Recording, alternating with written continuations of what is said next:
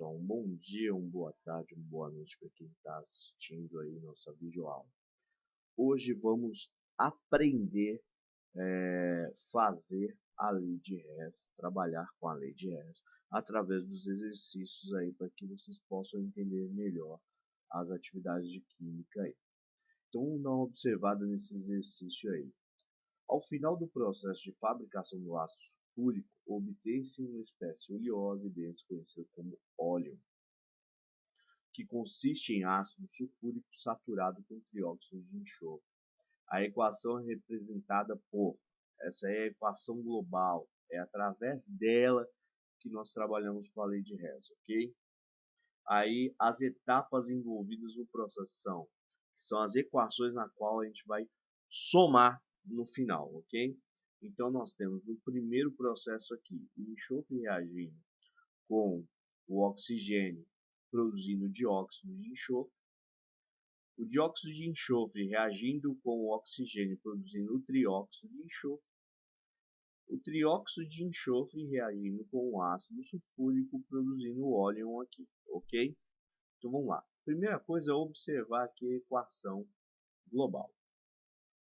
Desse lado de cá, onde eu estou apontando aqui, estão os reagentes e do lado de lá da seta estão os produtos.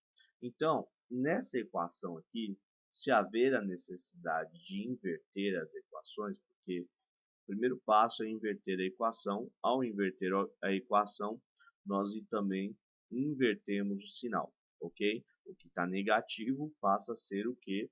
Positivo. Tudo bem até aqui? Então vamos continuar.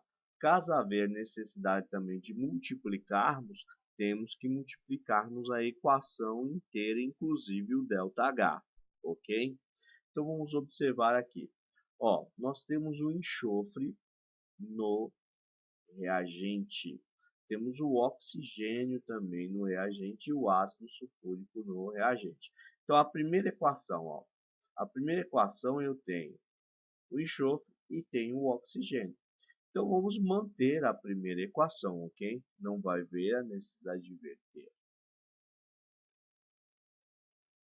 Então repetimos a primeira equação.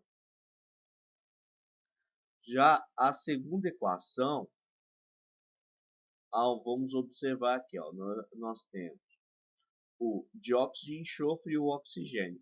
Como eu também tenho o oxigênio aqui, ó, nos meus reagentes, eu vou manter. Só que essa equação eu vou multiplicá-la por 8. Daqui a pouco eu vou explicar melhor porque eu multipliquei ela por 8. Tudo bem? Então vamos lá. Repetimos a equação e multiplicamos ela por 8. Aí, como você pode observar, toda a equação aqui, ó, aqui só tinha 1, aqui tinha meio e aqui tinha 1. Ao multiplicar por 8, 8 vezes 1, 8. Meio vezes 8, 4. Né? 1 vezes 1, 8. E o meu ΔH que eu tinha 100 kJ por mol, passei a ter 800, que 8 vezes 100, 800. Vamos lá. Na segunda equação, ó, na terceira equação. Na terceira equação, como vocês podem observar, eu tenho o óleo aqui, ó, no produto. E aqui na minha equação global eu tenho o óleo no produto. Aí que vem porque eu multipliquei a equação por 8. Porque essa terceira equação eu também vou tê-la que multiplicar por 8. Por quê? Olha a quantidade de óleo que eu tenho aqui na minha reação. Eu tenho 8 mols de óleo. E aqui na equação 3, eu só tenho 1 mol. Então eu vou manter a mesma coisa, não vai haver necessidade de inverter, porque ele está aqui no produto e aqui também está no produto, só que vai haver a necessidade de eu multiplicar por 8. Aí você me pergunta, Júnior, por que você multiplicou a segunda equação por 8? Por quê? Na hora que eu multiplicar por 8, eu vou ter 8SO3. E aqui eu só vou ter um SO3 se eu não multiplicasse. Então, ao multiplicar esse valor por 8, eu vou estar igualando para na hora que eu for fazer a soma da equação dê certo. Se eu não fazer isso, a soma da equação vai dar errado. Tudo bem? Então, vamos continuar. Então, repetimos a equação e multiplicamos ela por 8.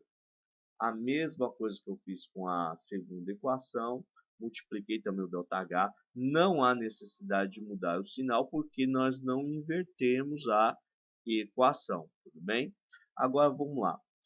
Vamos estar observando. Ó, eu tenho 8 enxofres aqui, ó, 8 dióxidos de enxofre. 8 dióxidos de enxofre. Então, como são iguais e um está no reagente e o outro está no produto, o que que faz? Diminui esses valores na hora que a gente multiplicar as equações, na hora que a gente somar as equações, ok? Olha lá, foi eliminado. 8 menos 8, 0.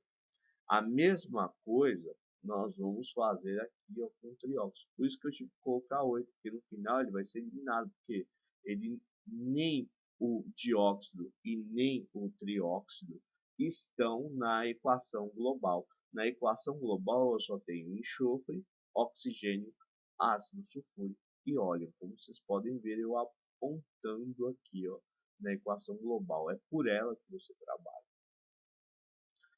Eliminei os trióxidos também. Agora vamos lá.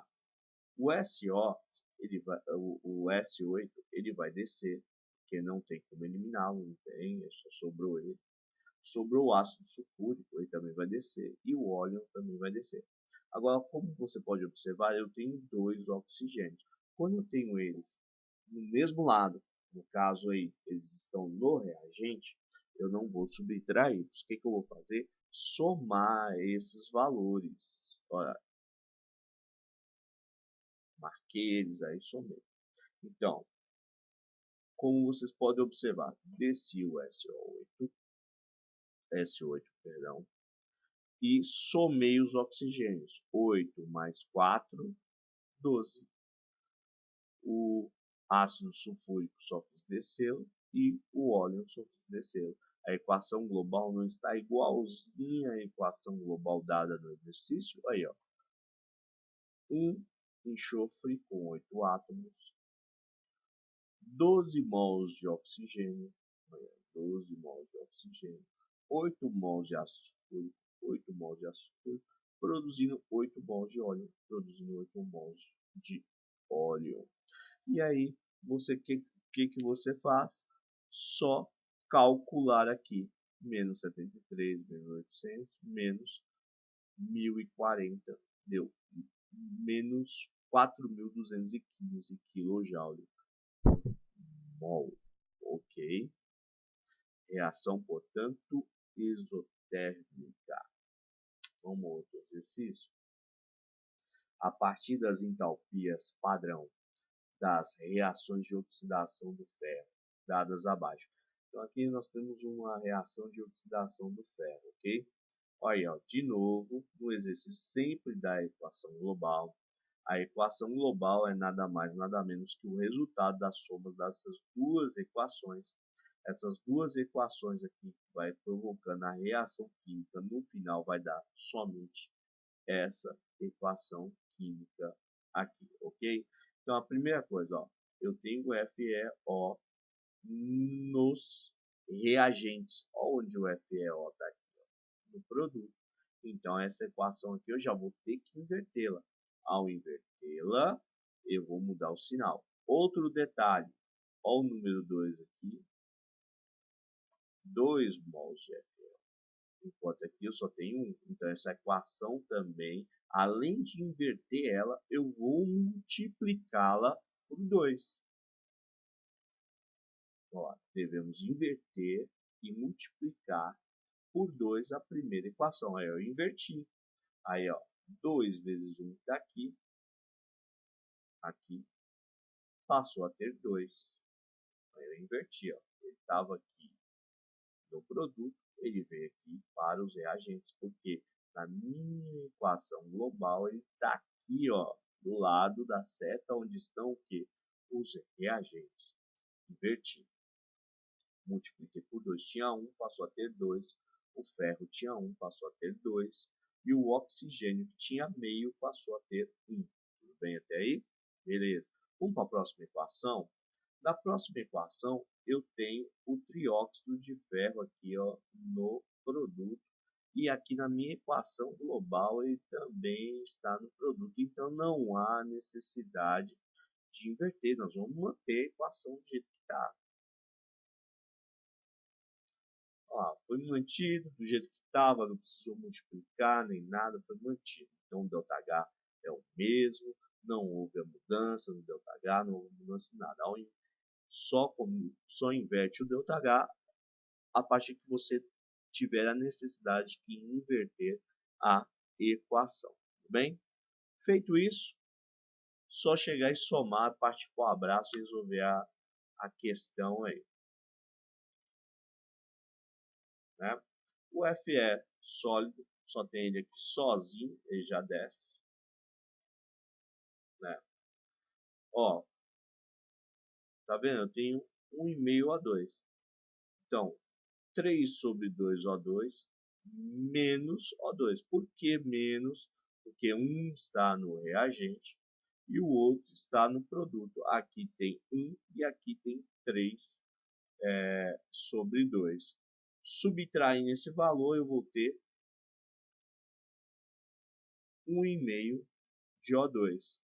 Como eu tenho ferro aqui e ferro aqui, que são iguais, simplesmente eles vão ser eliminados, porque 2 menos 2 é 0. Eliminados, não participam.